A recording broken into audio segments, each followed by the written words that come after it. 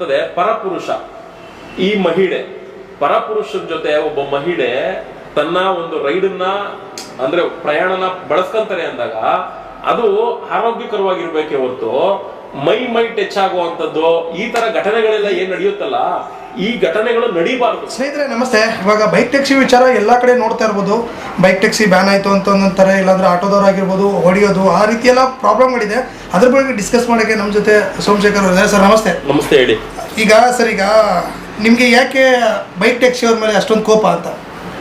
Bike taxi ಮೇಲೆ ಕೋಪ ಅನ್ನೋದಕ್ಕಿಂತ ಬೈಕ್ ಟ್ಯಾಕ್ಸಿನ ಓಡಿಸುವಂತ ರೈಡರ್ಗಳನ್ನ ಅಮಾಯಕರ ಸ್ಥಾನದಲ್ಲಿ ನಿಲ್ಲಿಸ್ಕೊಂಡು ನಮ್ಮ ಈ ಒಂದು ವ್ಯವಸ್ಥೆನ ಕುಲಿಗೆಡಿಸ್ತಾ ಇದ್ದಾರೆ, ಟ್ರಾನ್ಸ್ಪೋರ್ಟ್ ವ್ಯವಸ್ಥೆನ ಕುಲಿಗೆಡಿಸ್ತಾ ಇದ್ದಾರೆ ಈ ಆಪ್ ಸಂಸ್ಥೆಗಳು ಅಂತ ಹೇಳಿ ಕೋಪ ಅಷ್ಟೇ ಹೊರತು ರೈಡರ್ಗಳ ಮೇಲೆ ಕೋಪ ಅಲ್ಲ. ಸರ್ ಈಗ ಮತ್ತೆ ಹೊಡೆಯೋದೇನಕ್ಕೆ? ಈಗ ಒಂದ್ ನಿಮಿಷ ಹೇಳ್ತೀವಿ ಕೇಳಿ. ಈಗ ಈ ಭೂಮಿ ಮೇಲೆ ಹಲವಾರು ತರ ಮನುಷ್ಯರು ಮನಸ್ಥಿತಿಗಳಿದಾವೆ. ಕಾನೂನು ವಿವೇಕ ಗೊತ್ತಿರುವಂತವ್ರು ಯಾರು ಕೂಡ ಕೈ ಎತ್ತಕ್ ಹೋಗಲ್ಲ, ಹೊಡಿಯೋದಕ್ಕೆ ಹೋಗಲ್ಲ. ಹಂಗೆ ಎಲ್ರು ಮನಸ್ಥಿತಿನೂ ನನ್ನಾಗೆ ಇರ್ಬೇಕು ಅನ್ನೋ ಸುಳ್ಳು.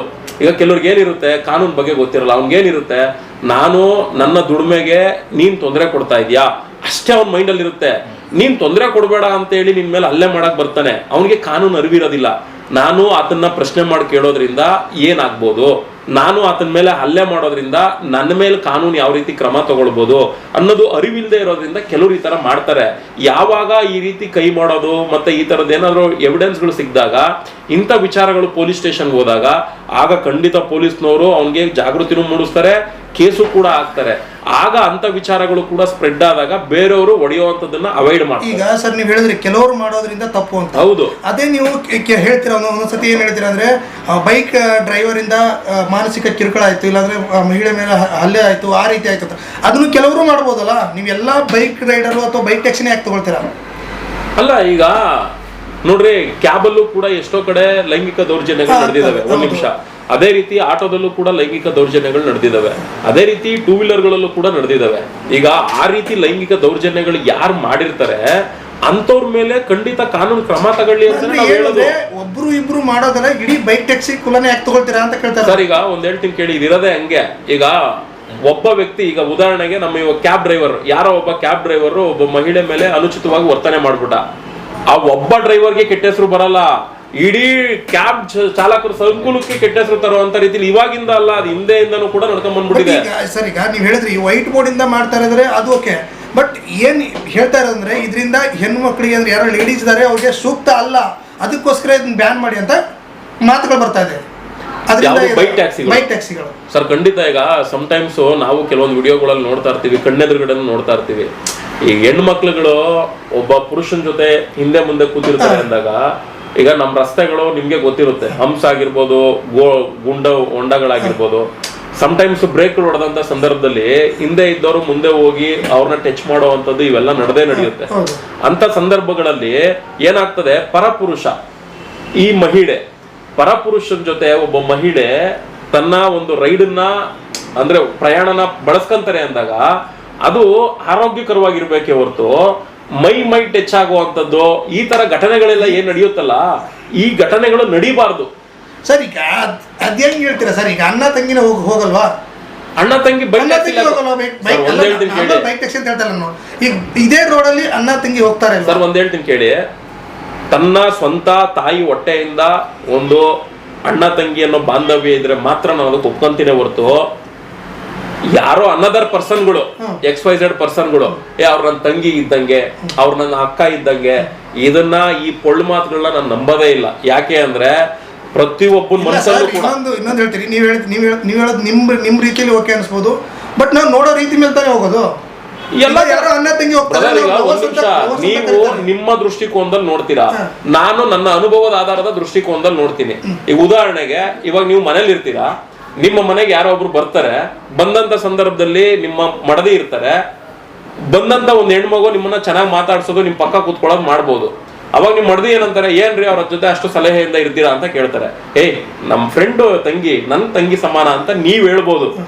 ನೀವು ನೋಡೋ ದೃಷ್ಟಿ ಓಕೆ ನಿಮ್ಮ ಪ್ರಕಾರ, ಆದ್ರೆ ನಾನು ಈಗ ನಿಮ್ಮ ಮಡದಿಯವರ ಅಣ್ಣ ಆಗಿರ್ತೀನಿ ಅನ್ಕಡೆ, ನನ್ನ ಅನುಭವದ ಪ್ರಕಾರದಲ್ಲಿ ಇಂಥ ಆಟಗಳನ್ನ ನಾನು ಬೇಜಾರ್ ನೋಡ್ಬಿಟ್ಟಿದ್ದೀನಯ್ಯ, ಅದೆಲ್ಲ ತಂಗಿ ಅವ್ರ ತಂಗಿಗೆ ಅಷ್ಟೇ, ನಿನ್ಗಲ್ಲ ಅನ್ನೋ ರೀತಿ ನಾನು ಹೇಳ್ಬೋದು. ಬಟ್ ನಿಮಗೆ ಈಗ ಮ್ಯಾಟ್ರಿಗೆ ಬರ್ತೀನಿ ಏನಂದ್ರೆ ನಿಮಗೆ ಬೈಕ್ ಟ್ಯಾಕ್ಸಿ ವಿಚಾರ ಯಾಕೆ ಇರಲಿ, ಅವರು ದುಡ್ಕೊಂಡು ಹೋಗ್ತಾರೆ, ಅವ್ರ ಪಾಡಿಗೆ ಅವ್ರದ್ದಾಗುತ್ತೆ, ನಿಮ್ಮ ಪಾಡಿಗೆ ನಿಮ್ಮತ್ತೆ ಯಾಕೆ ಅಂತ ಇಲ್ಲ ನೀವಂತ. ಈಗ ನಮ್ಮ ಸಾರಿಗೆ ಇಲಾಖೆಯಲ್ಲಿ ಆಟೋಗಳು ಮತ್ತೆ ಕ್ಯಾಬ್ಗಳು ಮತ್ತೆ ಟಿ ಬಸ್ಗಳು ಪ್ರಯಾಣಿಕರು ಸೇವೆ ಮಾಡಿ ಅನ್ನೋ ರೀತಿಯಲ್ಲಿ ಸಾರಿಗೆ ಇಲಾಖೆಯಲ್ಲಿ ಕಾನೂನಿದೆ. ಬೈಕಲ್ಲೂ ಕೂಡ ನೀವು ಪ್ರಯಾಣಿಕರು ಸೇವೆ ಮಾಡ್ಬೋದು ಅಂತ ಕಾನೂನು ಇದ್ದಿದ್ರೆ ಬರುತ್ತೆ ಬಿಡಿ ಅಲ್ಲ ಇಲ್ವಲ್ಲ. ಈಗ ಇವೆಲ್ಲ ಮುಂಚೆ ಇತ್ತ.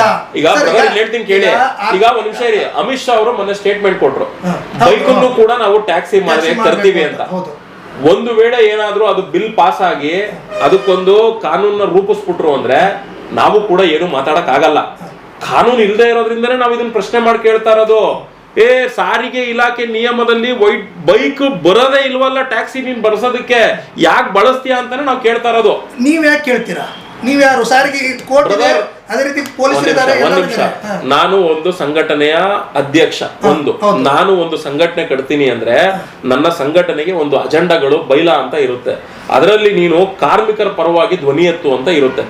ಈಗ ನಾನು ಒಬ್ಬ ಸಂಘಟನೆ ಅಧ್ಯಕ್ಷನಾಗಿ ಪ್ರಶ್ನೆ ಮಾಡಿ ಕೇಳಬಹುದು. ಎರಡನೇ ಪಾಯಿಂಟ್, ನಾನು ಆಸ್ ಎ ಒಬ್ಬ ಡ್ರೈವರ್, ನಾನು ಕೂಡ ಸರ್ಕಾರಕ್ಕೆ ತೆರಿಗೆ ಕಟ್ತೀನಿ, ನಾನು ಕೂಡ ಸರ್ಕಾರದ ಪ್ರಜಾಪ್ರಭುತ್ವದ ಪ್ರಜೆ. ಸರ್ಕಾರದ ಕಾನೂನಲ್ಲಿ ಈ ರೀತಿಯ ಕಾನೂನು ಇಲ್ಲ ಅಂತ ಗೊತ್ತಾದ ಮೇಲೆ ನಾನು ಪ್ರಶ್ನೆ ಮಾಡಿ ಕೇಳುವಂತ ಅಧಿಕಾರ ನನಗಿದೆ. ಸರ್, ನೀವು ಪ್ರಶ್ನೆ ಮಾಡೋ ಅಧಿಕಾರ ಇದೆ. ಈಗ ಬೈಕ್ ರೈಡರ್ನ ತಡೆದು ಅಧಿಕಾರ ಮಾಡುವಂಥದ್ದಿಲ್ಲ. ನೀವು ಏನೇ ಇದ್ರು ಕಂಪ್ನಿ ವಿರುದ್ಧ ಇರಬೇಕು, ಅದೇ ರೀತಿ ನಿಮ್ದೇನಿದ್ರು ಸರ್ಕಾರದ ವಿರುದ್ಧ ಇರಬೇಕು ಹೊರತು ಬೈಕ್ ರೈಡರ್ ಆಗಿರ್ಬೋದು ಹೊಟ್ಟೆಪಾಡ ಮೇಲೆ ಹೊಡೆಯೋ ಥರ ಇಲ್ಲ. ನೀವು ತಿಳ್ಕೊಂಡಿರೋ ತಪ್ಪು. ಬೈಕ್ ಟ್ಯಾಕ್ಸಿನ ನಾವು ತಡಿತಾ ಇರೋ ಉದ್ದೇಶ ಅವ್ರ ಹೊಟ್ಟೆ ಮೇಲೆ ಹೊಡೆಯೋದಕ್ಕಲ್ಲ, ಅವ್ರನ್ನೇನೋ ಹೊಡೆಯೋದು ಬೈಯೋದು ಅಲ್ಲ. ಈ XYZ ಆ್ಯಪ್ ಸಂಸ್ಥೆಗಳು ಏನಿದಾವೆ ಇವರು ನಿಮ್ಗಳನ್ನ ಬಳಸ್ಕೊಂಡಿದ್ದಾರೆ. ನೀವು ಸಾರಿಗೆ ಇಲಾಖೆಯಲ್ಲಿ ಬೈಕ್ ಟ್ಯಾಕ್ಸಿಯಲ್ಲಿ ಟ್ಯಾಕ್ಸಿ ಸರ್ವಿಸ್ ಕೊಡುವಂತ ರೀತಿಯ ಅನುಕೂಲತೆ ಇಲ್ಲದೆ ಇರೋದ್ರಿಂದ ನೀವು ಅಕ್ರಮವಾಗಿ ಅನ್ಯಾಯವಾಗಿ ಬಲಿ ಆಗ್ತಾ ಇದ್ದೀರಾ. ನೀವು ಈ ಕೆಲಸಕ್ಕೆ ಹೋಗಬಾರ್ದು ಅನ್ನೋ ರೀತಿಯಲ್ಲಿ ನಾವು ಅವ್ರಿಗೆ ಜಾಗೃತಿ ಮೂಡಿಸ್ತಾ ಇರೋದು. ಸರ್, ನೀವು ಜಾಗೃತಿ ಮೂಡಿಸ್ತಾ ಇದ್ದೀರಾ. ಇವಾಗ ನನಗೆ ದಿನಕ್ಕೆ ಸರ್ ಎಕ್ಸ್ಟ್ರಾ ನನಗೆ 500 ರೂಪಾಯಿ ಬೇಕು. ನನ್ನ ಕಂಪ್ನಿ ಹೋಗ್ತಾ ಇದ್ದೀನಿ, ಎಕ್ಸ್ಟ್ರಾ 500 ರೂಪಾಯಿ ಬೇಕು ನನಗೀಗ. ಅವ್ರು ಏನು ಕಂಪ್ನಿಗಳಿದೆ ಅದೇ ದೇವ್ರು ನನಗೆ. ಈಗ ನಾನೇನ್ ಮಾಡಿ ಹೇಳಿ? ನೀನು ಎಕ್ಸ್ಟ್ರಾ ದುಡ್ಡು ಬೇಕು ಅಂದ್ರೆ ನೀನು ಇದು ನೋಡಿ, ಅದು ಫುಡ್ ಮಾಡು, ಮೆಡಿಕಲ್ ಮಾಡು, ನಿನ್ ಕಾನೂನು ಈಗ ಕಾನೂನಲ್ಲಿ ಇದಿಲ್ಲ ಅಂದ್ಮೇಲೆ ನಾವು ಅದನ್ನ ಆಪೋಸಿಟ್ ಆಗಿ ನಾವು ಮಾಡೋದು. ನೀವು XYZ ಅಲ್ಲಿ ಈಗ ಒಂದ್ ಹೇಳ್ತೀನಿ, ಈಗ XYZ ಕಂಪ್ನಿಗಳು ಈ ಬೈಕ್ ಟ್ಯಾಕ್ಸಿ ವ್ಯವಸ್ಥೆನ ತಂದಿದೆ, ನಾನು ಅಲ್ಲಿ ದುಡಿಮೆ ಮಾಡ್ತಾ ಇದ್ದೀನಿ, ನನಗೆ ಎಕ್ಸ್ಟ್ರಾ 500 ರೂಪಾಯಿ ಬೇಕು, ನಾನು ದುಡಿಮೆ ಹೋಗ್ಬೇಕು. ಈಗ ಅವರು ಹೇಳ್ತಾರೆ, ನಾನು ಕಳ್ತನ ಮಾಡೋ ಅಂತ ಒಂದು ವ್ಯವಸ್ಥೆ ನಮ್ ರೂಪಿಸಿದೀನಿ, ನೀನು ಕೆಲ್ಸಕ್ಕೆ ಬಾ, ನಿನ್ಗೆ ಅಲ್ಲಿ ಕೆಲ್ಸಕ್ಕೆ ಬಂದು ಕಳ್ತನ ಮಾಡ್ಕೊಂಡು ತಂದ್ಕೊಟ್ರೆ ನಿಂಗೆ 500 ರೂಪಾಯಿ ಕೊಡ್ತೀವಿ ಅಂತಾರೆ. ಈಗ ಸರ್ ಇಷ್ಟು ವರ್ಷ ಆಯ್ತು, ಈಗ ಆ್ಯಪ್ಗಳು ಏನಕ್ಕಿದಾವೆ? ಈ ಆ್ಯಪ್ಗಳು ಈಗ ಸರ್ಕಾರನೇ ತಗೋಬೇಕಲ್ಲ ಅಂತ ಕೇಳ್ತಾರ ನಾವು. ಇಲ್ಲ, ಸರ್ಕಾರ ಏನಾಗುತ್ತೆ, ಬಂಡವಾಳಶಾಹಿಗಳನ್ನ ಕರೆಯುತ್ತೆ. ಸರ್ಕಾರ ಯಾಕೆ ಕರೆಯುತ್ತೆ ಅಂದ್ರೆ ಬಿಸ್ನೆಸ್ ಮಾಡಿ.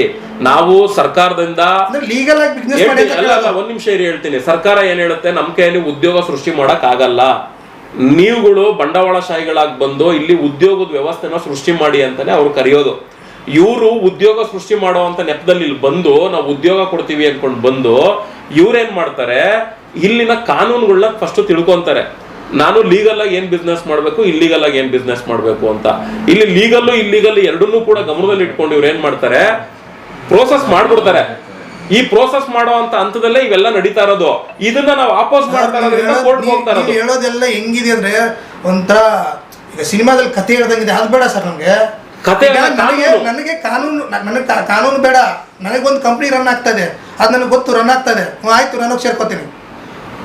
ಈ ಕಂಪ್ನಿ ರನ್ ಆಗ್ತಾ ಇರೋದು ಇಡೀ ಜಗತ್ತಿಗೆ ಗೊತ್ತು. ಆಗಿದೆ ಅಂತ ನಾನು ಅನ್ಕೊಂಡಿದ್ದೀನಿ. ನೀವ್ ಅನ್ಕೊಳ್ಳೋದಲ್ಲ, ಕಾನೂನಲ್ಲಿ ಇದು ಲೀಗಲ್ ಆಗಿದ್ಯಾ ಅಂತ ತಿಳ್ಕೊಳ್ಬೇಕು. ಇವಾಗ ನೀವು ಹೋಗಿ ಸೇರ್ಕೊಂಡ್ಬಿಟ್ರಿ, ನಿಮ್ ವೈಟ್ ಬೋರ್ಡ್ ಕಾರ್ ಗಾಡಿಲಿ ಯಾರೋ ಒಬ್ಬ ಬಿದ್ದು ಸತ್ತೋದ, ಇನ್ಶೂರೆನ್ಸ್ ಕೊಡ್ಬೇಕು. ಇವಾಗ ನೀವು ಇನ್ಶೂರೆನ್ಸ್ ಕೊಡುತ್ತೆ ಬಿಡ್ರಿ, ಕಂಪ್ನಿ ಯಾರು ಕೊಡುತ್ತೆ? ಈಗ ನಾನು ಯಾವ ಕಂಪ್ನಿ ಕೆಲಸ ಮಾಡ್ತಾ ಇದ್ದೆ ಆ ಕಂಪ್ನಿ ಕೊಡುತ್ತೆ. ಈಗ